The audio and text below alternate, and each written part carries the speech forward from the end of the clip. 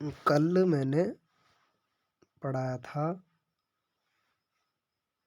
NCERT NCERT 9th के 2 part पढ़ा चुका हूँ मैं। 2 लेसन अब तक बता चुका हूँ। अब मैं तीसरे लेसन की बात करेंगे। तीसरे लेसन की बात करेंगे और उसके बारे में थोड़ा रिवीजन बता दूँ। उससे डायरेक्ट क्वेश्चन पूछे जाते हैं और मैंने बताए भी कैसे क्वेश्चन पूछे जाएंगे।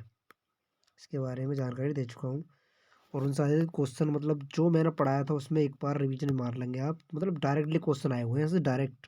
मैंने खुद अपना मतलब अपने एक्सपीरियंस के बाद बता रहा हूँ कि अगर आप एनसीईआरटी पढ़ते हैं तो जो रेलवे ग्रुप डी की साइंस है, रेलवे ग्रुप डी के लिए जो साइंस आने वाली है उसमें 70% क्वेश्चन उससे ही कवर हो जाएंगे। मतलब ये विश्वास कह रहा हूँ मैं, अपने अपने एक्सपीरियंस के अकॉर्डिंग बता रहा हूँ। तो मैंने जो पढ़ाया था उसमें मैंने बताया था उस दिन कि विस्तरण मतलब पहला पार्ट था पदार्थ, हमारे आसपास के पदार्थ, दूसरा पदार्थ के प्रकार। और दोनों पार्ट में बहुत इंपॉर्टेंट मतलब मैंने भी पढ़ा उसके बारे में तो वहाँ से डायरेक्ट क्वेश्चन पूछे गए। तो ऐसे तीसरे पार्ट को बड़े गौर के साथ पढ़ेंगे हम तीसरे पार्ट, और उसमें जहाँ जहाँ इंपॉर्टेंट टॉपिक है वो कवर करेंगे। तो बहुत ही इंपॉर्टेंट पार्ट है और यहाँ से डायरेक्ट क्वेश्चन पूछे जाएंगे। और इसके बाद मैं क्वेश्चन भी लगाऊंगा अगली वीडियो जो लाऊंगा। एक पार्ट पढ़ाने के बाद अब की बार मैं ये लगाना है सोच रहा हूँ कि एक पार्ट पढ़ाने के बाद उसके बाद में उस पार्ट से संबंधित जो क्वेश्चन आए हुए हैं, जो क्वेश्चन ग्रुप डी के अंदर आए हुए हैं उन्हें पढ़ाऊँ। तो इसके अंदर देखो कौन कौन से क्वेश्चन आए हैं मैं दिखाऊँ। तो इसमें पढ़ना स्टार्ट करेंगे ये कि प्राचीन भारत एवं ग्रीक दार्शनिक द्रव्य से अज्ञात एवं अदृश्य रूपों से सदैव चकित होते रहे।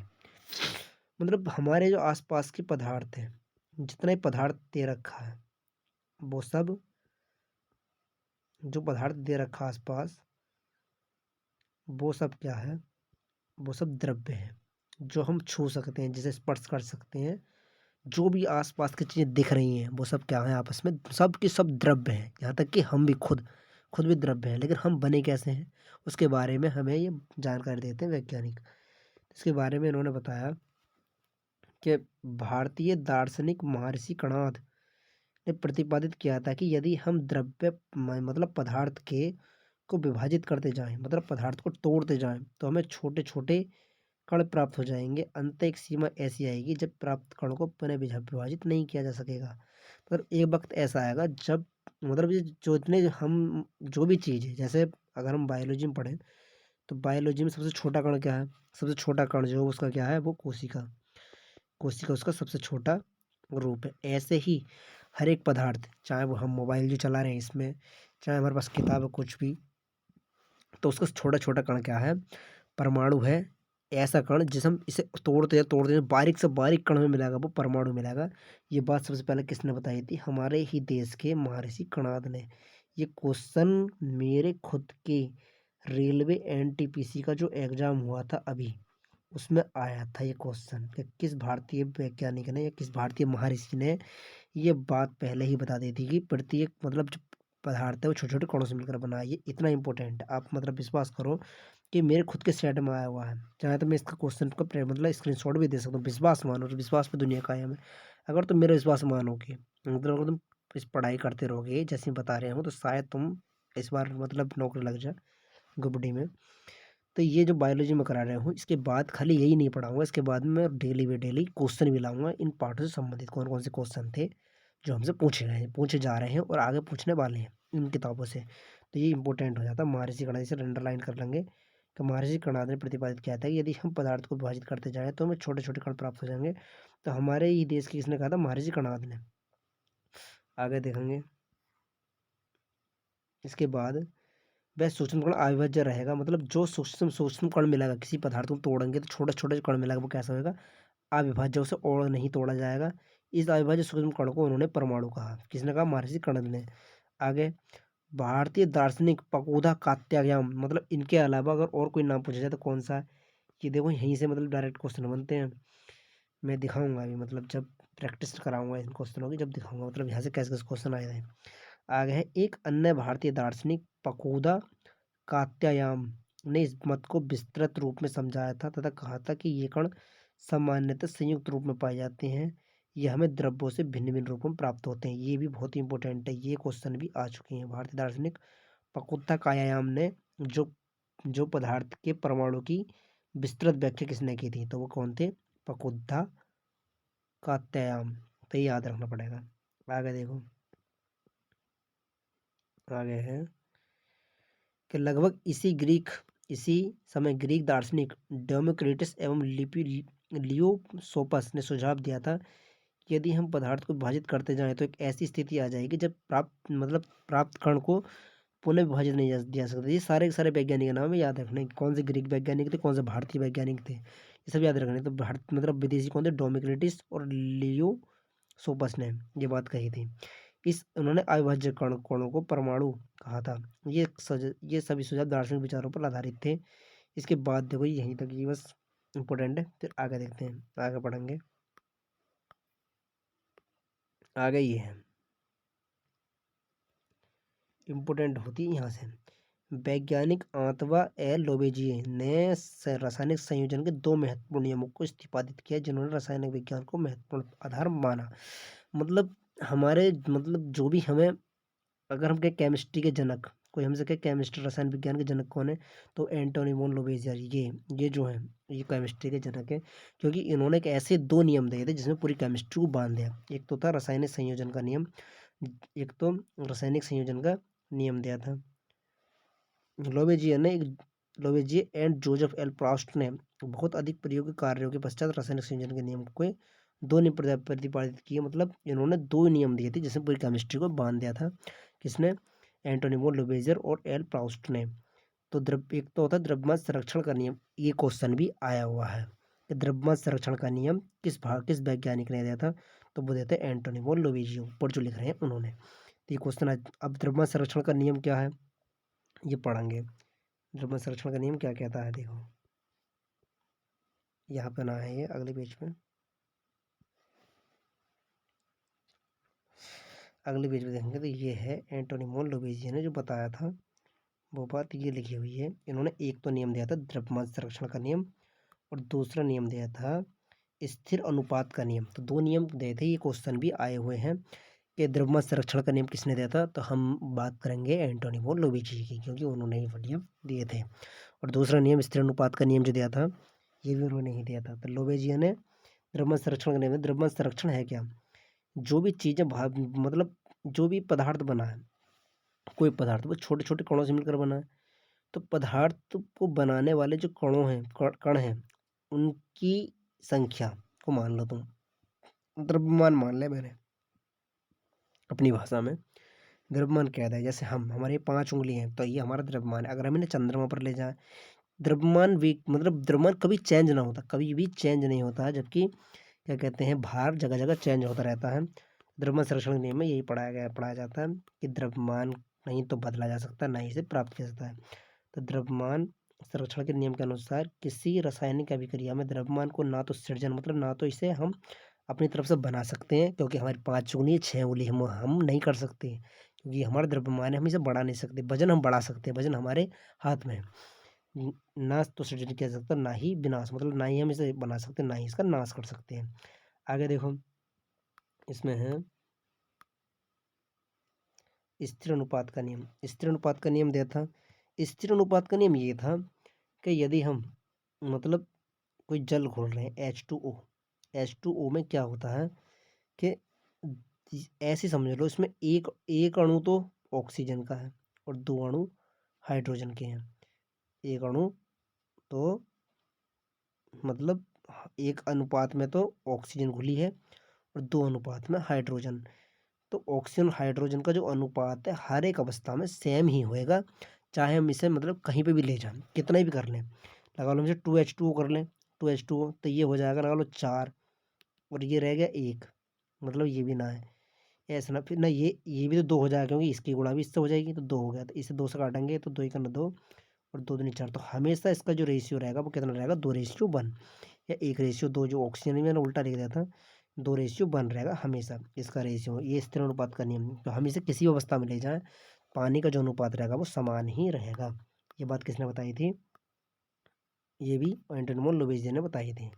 तो ये बात मतलब क्वेश्चन कैसे आएंगे? क्वेश्चन ऐसे ना आएंगे, मतलब जैसे मैं बता रहा हूँ क्वेश्चन ऐसे ही आएंगे कि निम्नलिखित में से कौन से दो नियम हैं जो एंटोनी वॉन लुइस ने दिए थे, द्रव्यमान संरक्षण का नियम और स्थिर अनुपात का नियम। इसमें देखो ये है, से निर्मित होता है, इस प्रकार प्राप्त योग को इन तत्वों का स्थिर अनुपात होता है, चाहे इसे किसी स्थान से प्राप्त किया गया हो या तो किसी स्थान से बनाया गया हो। मतलब जो भी हम चीज़ घोलेंगे तो उसका अनुपात हमेशा समान ही रहता है किसी भी अभिक्रिया में। इसमें देखो, यदि जल में हाइड्रोजन और ऑक्सीजन के द्रव्यमानों का अनुपात 1:8 है, चाहे जल का कोई स्रोत भी हो, इसी प्रकार 9 ग्राम जल का अपघटन करें तो समय हमेशा 1 ग्राम जल और 8 ग्राम ऑक्सीजन प्राप्त होगी। ये बात मतलब स्थिर अनुपात में कही जाती है। आगे देखेंगे। इसके बाद हमें जॉन डॉल्टन की थ्योरी पढ़ते हैं थोड़ी सी। इन नियमों की जो व्याख्या की थी, ऐसे भी क्वेश्चन आता है कि द्रव्यमान संरक्षण की व्याख्या और स्थिर अनुपात के नियम की व्याख्या किस वैज्ञानिक ने की थी? तो वो किसने की थी? एंड मतलब जॉन डॉल्टन ने। तो ये क्वेश्चन देखो कैसा आएगा। जॉन डॉल्टन का ये सबको पता है कि परमाणु के ऊपर परमाणु का मतलब परमाणु की जो विस्तृत व्याख्या करने वाले वैज्ञानिक है वो डॉल्टन थे, लेकिन ये किसी को नहीं पता कि उन्होंने किसके आधार पर की थी। ये किसी को नहीं पता, तो वो जानकारी हमें इस किताब से मिलेगी। देखो हमें तुम्हें पढ़ाएंगे। देखो डाल्टन ने भी यही बात बताई कि डाल्टन ने द्रव्यों की विभाज्यता पर विचार प्रदान किया, जिसके उस समय दार्शनिक माना जाता था। ग्रीक दार्शनिकों के द्वारा द्रव्य के सूक्ष्म अविभाज्य कण जिसे परमाणु नाम दिया था, उसे डाल्टन ने भी परमाणु नाम दिया। मतलब जो उन्होंने डाल्टन ने भी परमाणु नाम दिया, लेकिन डाल्टन का यह सिद्धांत, देखो यहाँ से पढ़ेंगे, डाल्टन का यह सिद्धांत रासायनिक संयोजन के नियम पर आधारित था। मतलब जो संयोजन के दो नियम थे, एक मतलब एक स्थिर अनुपात का नियम और एक द्रव्यमान संरक्षण का नियम था। इन दो नियम के आधार पर दी थी किसने? जॉन डॉल्टन ने अपनी थ्योरी। तो ये क्वेश्चन भी ऐसे कैसे आ जाते हैं कि जॉन डॉल्टन ने अपनी थ्योरी किन दो नियम के आधार पर दी थी? तो कौन से दो नियम थे? एक तो द्रव्यमान संरक्षण का नियम और एक स्थिर अनुपात का नियम, या फिर एक बार में कहें एक बात में तो रासायनिक संयोजन के नियम थे दोनों को। आगे बढ़ेंगे। इसमें जॉन डाल्टन ने परमाणु सिद्धांत के द्रव्यमान संरक्षण के नियम एवं निश्चित अनुपात के नियम की युक्तिसंगत व्याख्या दी। मतलब उन दोनों नियम को एक साथ रख के व्याख्या की थी। देखो ये मैंने भी बता, द्रव्यमान संरक्षण के नियम की व्याख्या की थी उन्होंने, तो उन्होंने जो नियम दिया था अपना द्रव्यमान संरक्षण के नियम पर और स्थिर अनुपात के नियम पर अपनी थ्योरी दी थी। तो आगे देखेंगे इसमें क्या है। ये क्वेश्चन मतलब यहाँ से बनता है, जॉन डाल्टन ने अपने जो नियम की थ्योरी दी थी वो किस नियम के आधार पर दी थी? तो द्रव्यमान संरक्षण के नियम पर। मतलब सुनो इस बात के नहीं फिर गौर के साथ कि अगर ऐसा क्वेश्चन पूछ लिया जाएगा, जॉन डॉल्टन ने अपना जो सिद्धांत दिया था वो किसके नियम पर दिया था? द्रव्यमान संरक्षण के नियम पर। द्रव्यमान संरक्षण नियम किसने दिया था? एंटोनी लुइस ने, और मतलब एल प्रॉस्ट ने। मतलब ये हमें याद रखना ही पड़ेगा। विज्ञान में गारंटी दिला रहा हूँ, विज्ञान के अंदर तुम्हारे 70% विज्ञान में कवर करवा दूंगा एनसीईआरटी से ही। सही, बस विश्वास बनाए रखो। ये छोटी छोटी किताब बेशक है, 9th 10th की बेशक है, लेकिन इनके अंदर से कितना आता है ये बहुत कम बच्चों को पता है। आगे देखेंगे जॉन डाल्टन ने क्या बताया। जॉन डाल्टन के परमाणु सिद्धांत के अनुसार सभी द्रव्य चाहे तत्व या यौगिक मिश्रण और सूक्ष्म कणों से बने हैं, जिसे परमाणु कहते हैं। जिसे परमाणु सीधे विक्रिया में भाग लेते हैं, ये भी उन्होंने बताया था। अब देखो इनकी विवेचना क्या जाती है। सभी द्रव्य परमाणु से, ये सब पढ़ने हैं, मतलब इनसे समझ में आ जाएगा क्या क्या चीज़ें हैं ये, कि क्या बताते हैं। सभी द्रव्य परमाणु से निर्मित होते हैं जो कि रासायनिक अभिक्रियाओं में भाग लेते हैं। कि जितने भी परमाणु हैं वो सभी द्रव्य परमाणु से निर्मित होते हैं। मतलब जितने भी द्रव्य बना है, हम जितने पदार्थ बनाए, लगा लो कोई पदार्थ हो, वो छोटे छोटे कणों से मिलकर बना है, छोटे छोटे कणों से मिलकर बना है। ये बात बताई। परमाणु अविभाज्य सूक्ष्म कण है, ये बात बताई। मतलब परमाणु जो है एक ऐसा कण है जिसे हम और छोटा करेंगे उसके बाद उसे और छोटा नहीं कर सकते। फिर आगे है, जो रासायनिक अभिक्रिया में ना तो सृजित होते हैं ना ही उनका विनाश होता है। आगे ये सभी परमाणु का द्रव्यमान एक यौगिक गुणधर्म समान होता है। मतलब सही परमाणु का द्रव्यमान, अगर हम किसी तत्व के, जैसे Fe है लोहा, लोहे के हमने छोटे छोटे परमाणु निकाले और उनका सबका द्रव्यमान अलग अलग द्रव्यमान तोलेंगे। जैसे इसका द्रव्यमान देखा मैंने तो ये भी मानना 1 किलो का है ये, मतलब माना गया है, और दूसरा परमाणु भी 1 किलो का। तो मतलब इनके द्रव्यमान भी समान होंगे और इनकी जो रासायनिक प्रकृति होगी वो भी समान होगी सभी परमाणुओं की, ये बात बताई। आगे है कि भिन्न भिन्न तत्वों के परमाणुओं का द्रव्यमान एवं रासायनिक गुणधर्म भिन्न भिन्न होते हैं। मतलब अलग अलग हम तत्व ले लें, जैसे Fe ले और H2O ले, तो मतलब लोहे के और जल के जो भी गुणधर्म होंगे वो अलग अलग होंगे। ये मतलब यही बात बताई कि हर एक तत्व का अपना, हर एक जो का तत्व हो उनके गुणधर्म अलग अलग होते हैं। आगे भिन्न भिन्न तत्वों के परमाणु परस्पर छोटे पूर्ण संख्या के अनुपात का संयोग का निर्मित करते हैं। आगे इसमें और मतलब ये जो ये चार चीजें दी उन्होंने, चार पांच बातें बताई, ये हम पढ़नी है। आगे इसमें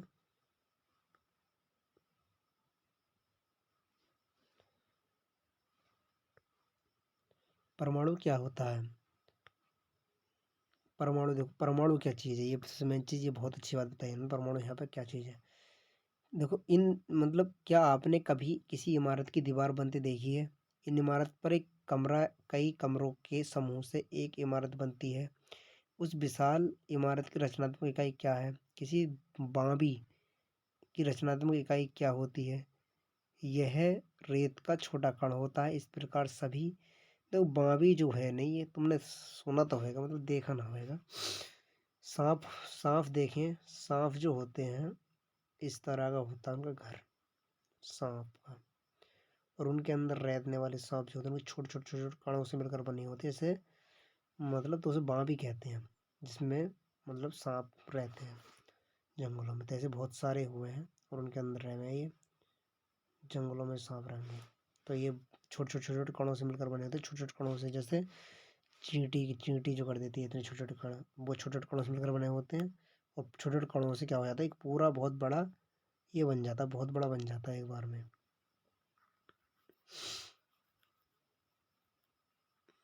अब देखो मतलब कहने क्या चाह रहे हैं, जैसे कोई घर बना है, किसी घर की दीवार कैसे बनती है, छोटी छोटी ईंटों से बनेगी और छोटी छोटी ईंटों से मिलकर पूरी दीवार बन जाती है। ऐसे ही छोटे छोटे छोटे कणों से मिलकर एक पदार्थ बनता है। ये बात, ये छोटे छोटे परमाणु से मिलकर क्या बन जाएगा, कोई भी पदार्थ बनेगा। तो पदार्थ की सबसे छोटी इकाई क्या है, परमाणु, जो और अधिक नहीं तोड़ी जा सकती।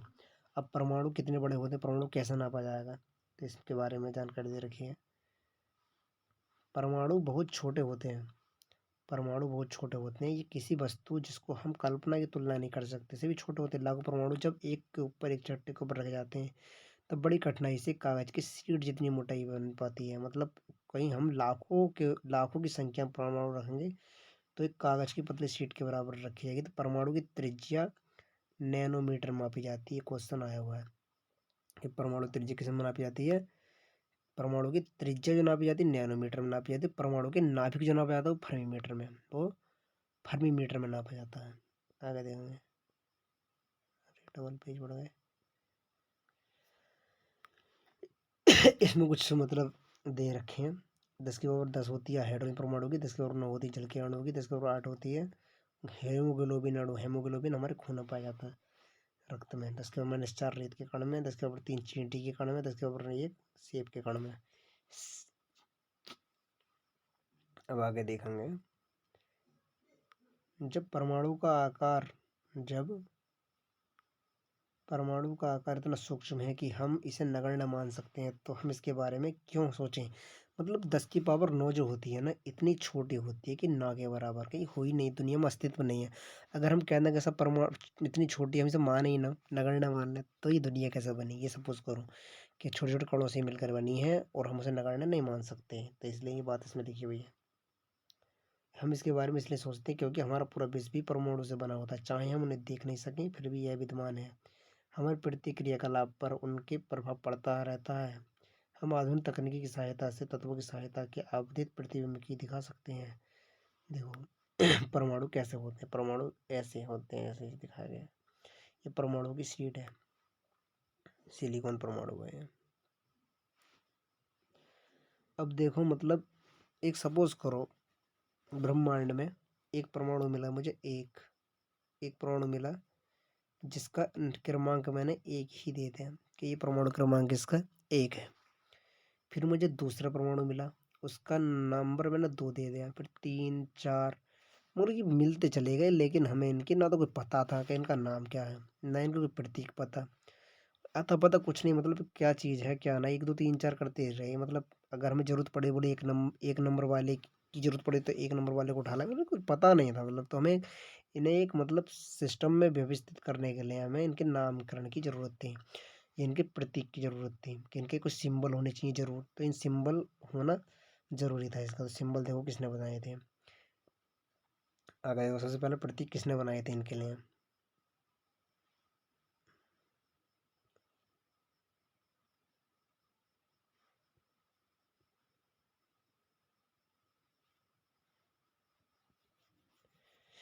मिटना रहा ये।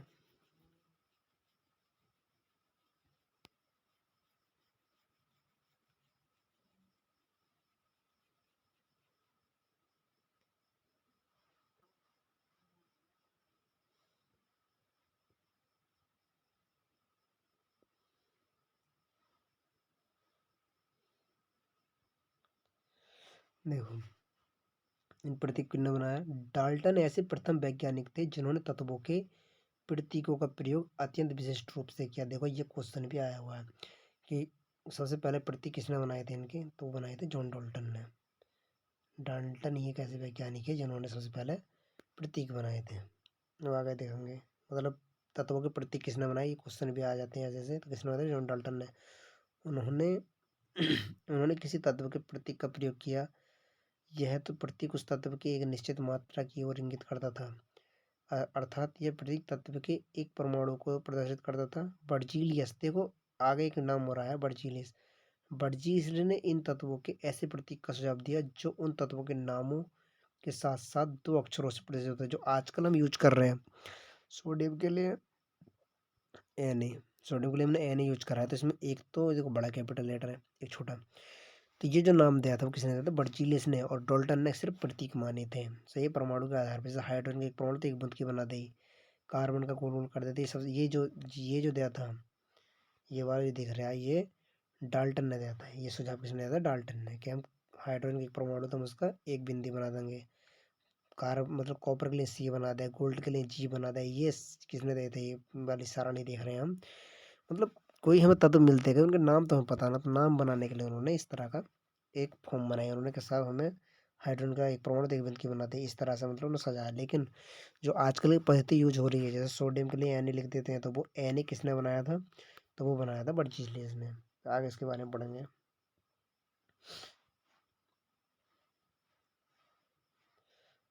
देखो प्रारंभ में तत्वों के नाम व्यवस्थित उन स्थानों के नाम से की गई जहाँ से वे सर्वप्रथम प्राप्त किए गए थे। मतलब शुरू में जो नाम ले गए थे तत्वों के, वो इस तरह से लिखे गए थे कि जो जहाँ से प्राप्त हुआ वहाँ का नाम डाल दें। उदाहरण के लिए कॉपर, देखो जब कॉपर मिला था तो उसका नाम साइप्रस से उत्पन्न हुआ था। मतलब साइप्रस में प्राप्त हुआ था कॉपर।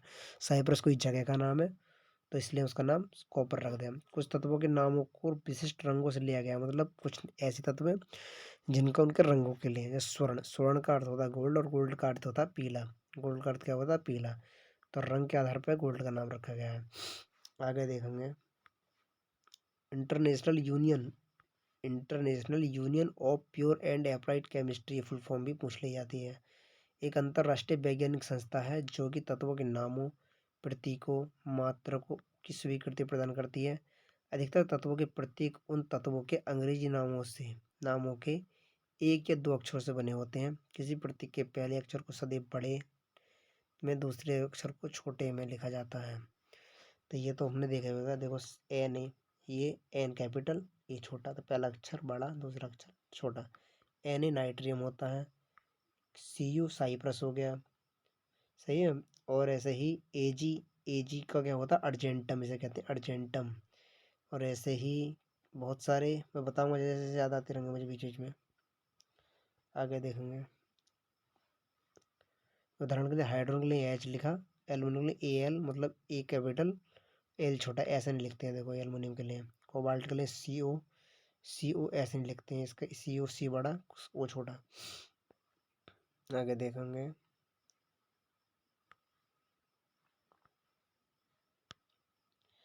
कुछ तत्वों के प्रत्येक उनके अंग्रेजी नामों के प्रथम अक्षर के बाद आने वाले किसी अक्षर से संयुक्त करने के बनाते हैं। क्लोरीन सी एल, जिंक का जेड एन बनाता है, मतलब शुरू में ही आ रहा है जिंक।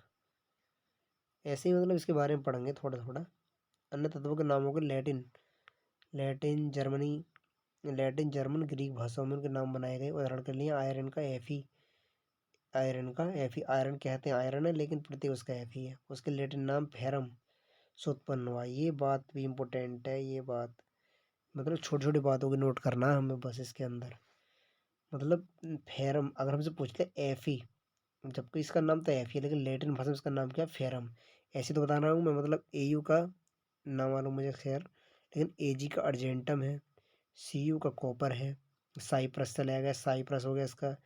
एन जो होता है खाली नाइट्रोजन, उसका नाइट्रियम होता है। और एन ए जो होता है उसका एन ए का भी बताया मैंने पीछे। तो ये मतलब इस तरह से इसके नाम होते हैं अलग अलग।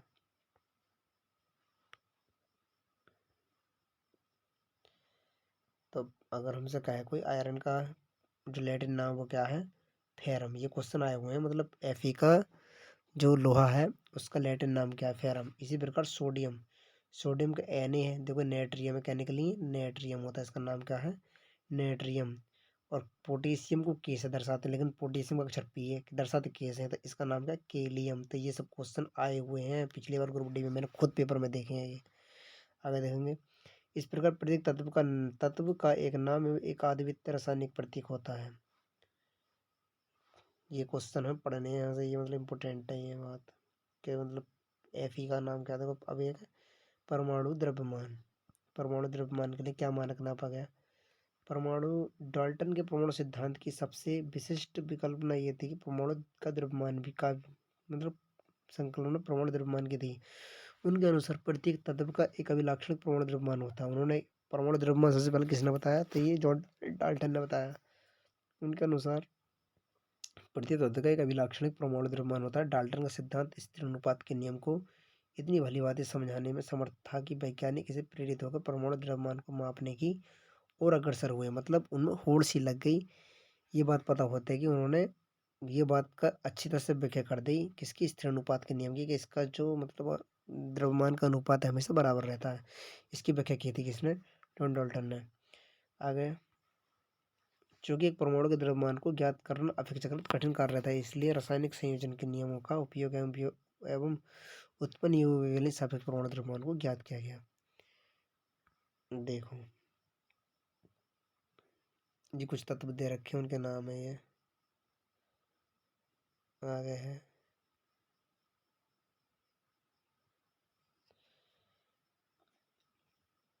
यहाँ पर एक यौगिक कार्बन मोनोऑक्साइड का उदाहरण लेते हैं। यहाँ कार्बन का कार्बन एवं ऑक्सीजन द्वारा निर्मित होता है। मतलब ये जो है किससे बना है, कार्बन मोनोऑक्साइड, कार्बन एक ऑक्सीजन है। प्रायोगिक तौर पर यह एक निरीक्षित किया गया है कि 3 ग्राम कार्बन और 4 ग्राम ऑक्सीजन के संयोजन से कार्बन मोनोऑक्साइड निर्मित हुई है। दूसरे शब्दों में कहा जाए तो इसमें कार्बन जो मतलब कार्बन कार्बन अपने 4/3 गुना अधिक है। ये बात कही है, मतलब कार्बन जो है 4/3 गुना अधिक है किससे, ऑक्सीजन से। आगे देखेंगे। द्रव्यमान वाले ऑक्सीजन के साथ संयुक्त होती है। मान लीजिए कि हम परमाणु की इकाई को एक कार्बन परमाणु द्रव्यमान के बराबर मानते हैं। यदि हम परमाणु टोटल परमाणु द्रव्यमान को मानक माना कि एक कार्बन परमाणु द्रव्यमान के बराबर मानते हैं, तो कार्बन परमाणु में एक यू मतलब एक यूनिट कह देंगे हम। उसके लिए परमाणु द्रव्यमान को 133 यूनिट निर्दिष्ट करेंगे। मतलब प्रारंभ में परमाणु द्रव्यमान को एएमयू द्वारा सापेक्ष लिखते थे, लेकिन आजकल आईयूपीएसी के नवीनतम मतलब यूनिफाइड द्रव्यमान यू से व्यक्त करते हैं। ये क्वेश्चन भी आएगा कि यू से पहले इसे किससे व्यक्त कर देते, एएमयू से। लेकिन द्रव्यों की इकाइयों को यथावत पूर्णांक अलग पूर्णांक में व्यक्त करना अधिक सुविधाजनक होता है। आगे चलकर वैज्ञानिकों ने परमाणु द्रव्यमान की भिन्न भिन्न इकाइयों के बारे में विचार किया था। वैज्ञानिक जब विभिन्न परमाणुओं के द्रव्यमान की इकाइयों के बारे में शोध करते थे तो उन्होंने प्राकृतिक जन्य ऑक्सीजन परमाणु के द्रव्यमान के 1/16 भाग की इकाई मानी थी। मतलब उन्होंने कहा क्या था कि हर एक तत्व का जो परमाणु होएगा वो क्या होएगा, ऑक्सीजन परमाणु के 1/16 भाग के बराबर होएगा। ऑक्सीजन परमाणु के 1/16 भाग के बराबर होएगा, ये मानक माना गया था पहले। द्रव्यमान की इकाइयों के बारे में शोधकर्ता ने उन्होंने क्या बताया था कि ऑक्सीजन परमाणु के द्रव्यमान को 1/16 भाग के रूप में माना जाता है। इससे सुसंगत समझा गया। आगे, ऑक्सीजन अनेक तत्वों के साथ विक्रिया करके यौगिक बनाता है। क्यों क्यों माना गया इसके लिए, क्योंकि ऑक्सीजन बहुत तत्वों के साथ यौगिक बना लेता है, मतलब अधिकांश का उस टाइम पे। लेकिन आजकल जो सबसे ज्यादा यौगिक किसके, कार्बन के, ये बात भी लिख लेंगे। सबसे ज्यादा यौगिक किसके हैं, कार्बन का। तो अब जो है ना इसे हटा दिया गया है ऑक्सीजन के लिए, अब किसे माना गया है, कार्बन के लिए। अब देखेंगे आगे क्या है इसमें। 1961 1961 पूर्ण द्रव्यमान ज्ञात करने के लिए पूर्ण द्रव्यमान इकाई कारण बारह समस्थानिक को मानक संदर्भ के रूप में सार्वभौमिक रूप से स्वीकार किया गया था। ये क्वेश्चन भी आया हुआ है कि परमाणु द्रव्यमान निकालने के लिए किस तत्व का उपयोग किया गया है। आजकल तो कार्बन C12 है, किसका, C12 का। तो हम कह सकते हैं आज के दौर में क्या है कि किसी भी तत्व का जो परमाणु है वो कारण परमाणु के 1/12 भाग के बराबर होता है। ये बात बोली गई थी। परमाणु द्रव्यमान जो है वो 1/12 भाग के बराबर होता है। ये बात ध्यान रखना। पहले क्या था, 1/16 भाग किसका, ऑक्सीजन का। अब क्या हो गया है, 1/12 भाग। कब से, 1961 से। आगे इसमें दे रखा है, इसमें बहुत छोटी छोटी बातें लिखी हुई होती हैं। हमें ये तो मतलब पढ़नी है। एक बार पढ़ लेंगे तो हमें मतलब सब पता चल जाएगी क्या क्या हो रहा है इसमें।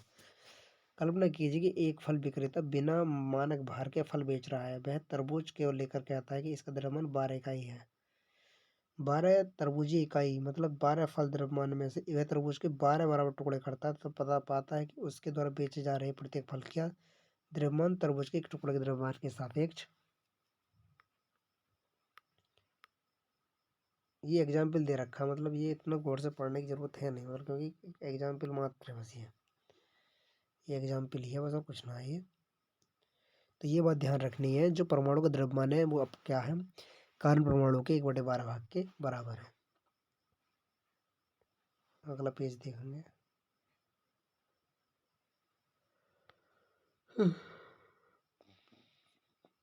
परमाणु किस प्रकार अस्तित्व में रहते हैं। अधिकांश तत्वों के परमाणु स्वतंत्र रूप से अस्तित्व में नहीं रह पाते। परमाणु अणु एवं आयन बनाते हैं। ये अणु एवं आयन अत्यधिक पुंजित होकर वे द्रव्य बनाते हैं जिसे हम देख या छू सकते हैं। मतलब परमाणु स्वतंत्र रूप से नहीं रह सकता, अकेला परमाणु नहीं रह सकता। ठीक है, बहुत कम परमाणु होते हैं जो अकेले रूप में मिलते हैं। अणु क्या है देखो ये क्वेश्चन भी आया था। ये अणु शब्द किसने दिया था, अणु शब्द किसने दिया था, ये क्वेश्चन भी पूछा गया है। अणु, खाली अणु शब्द किसने दिया था। ठीक, इसके बारे में बताऊंगा मैं जब मुझे जानकारी होगी तब बता दूंगा। मैं पढ़ाते पढ़ाते से कभी।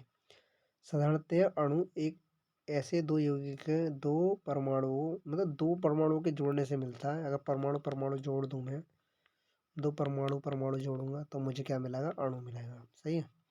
आगे तत्व कब मिलेगा, जब दो अणु मिलेंगे, जब दो अणु मिलेंगे तब तत्व मिलेगा। और तत्व के बाद अगर हम तत्व तत्व मिलाए तो क्या मिलेगा, हमें यौगिक मिलेगा।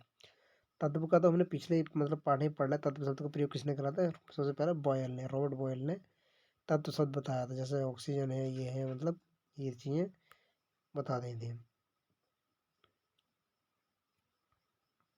रॉबर्ट बॉयल ने। मैं पिछली बात में पढ़ा चुका हूँ ये तो। संरचना में प्रयुक्त होने वाले परमाणु की संख्या को उसका परमाणुकता कहते हैं। संरचना में प्रयुक्त होने वाले परमाणु की संख्या को उस अणु की परमाणुकता कहते हैं। ये परमाणुकता की डेफिनेशन है भाई। आगे देखेंगे इसमें यौगिकों के अणु मतलब यौगिक क्या होते हैं, विभिन्न भिन्न प्रकार के तत्वों से मिलकर बने होते हैं और उनके भिन्न भिन्न ही अणु होंगे। आगे देखेंगे इसमें इम्पोर्टेंट संयोजकता है, मतलब संयोजकता पढ़ेंगे हम इसकी। रासायनिक सूत्र का लिखना, रासायनिक सूत्र कैसे लिखे जाते हैं, चलो अभी ये भी देखेंगे। आयन क्या होता है, ये पढ़ेंगे, आयन क्या होता है।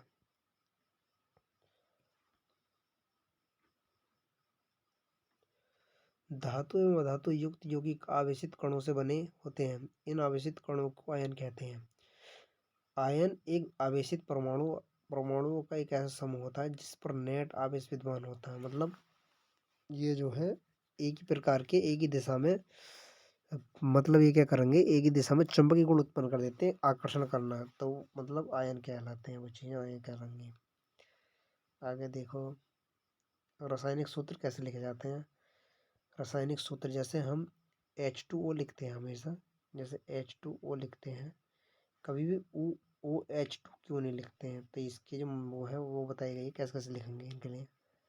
रासायनिक सूत्र लिखने की क्या वो है, किसी यौगिक का रासायनिक सूत्र उसके संघटक का प्रतीकात्मक निरूपण होता है। भिन्न भिन्न यौगिकों के रासायनिक सूत्र सफलतापूर्वक लिखे जा सकते हैं। इस अभ्यास के लिए हम तत्वों के प्रतीकों को उनकी संयुक्त क्षमता ज्ञात होनी चाहिए। संयोजकता कैसे ज्ञात होती है, मैं पहले संयोजकता ज्ञात करनी सिखाता हूँ। एक स्पेशली मतलब ये लिया मैंने इस्तेमाल लिया कि इसमें हम संयोजकता ज्ञात करनी सीखेंगे।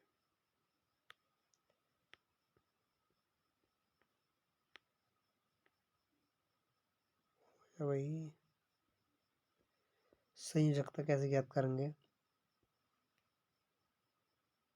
जैसे मुझे ज्ञात करनी है सबसे पहला कण हाइड्रोजन है। हाइड्रोजन परमाणु क्रमांक 1 होता था, इसकी संयुक्त 1 ही हो गई। अब ये जो है हाइड्रोजन अपना 1 इलेक्ट्रॉन दान दे सकता है या किसी से 1 इलेक्ट्रॉन मतलब 1 इलेक्ट्रॉन दान ही देगा ये, तो ये 1 इलेक्ट्रॉन ग्रहण कर सकता है, छोड़ो इसे तो, क्योंकि इसका स्थायित्व आज तक पता ही ना चली। इसके बाद आता है लिथियम। लिथियम को होता है 3। तो इसके बारे में हाई स्कूल में पढ़ेंगे कि एक नियम दिया था जिसमें बताया गया था कि प्रत्येक तत्व क्या होता है, वो कक्षाओं में प्रवेश करते हैं। 2 इलेक्ट्रॉन जो है अपने कक्षाओं में प्रवेश करते हैं, तो ये बात बताई गई थी। तो ये बताया था किसने,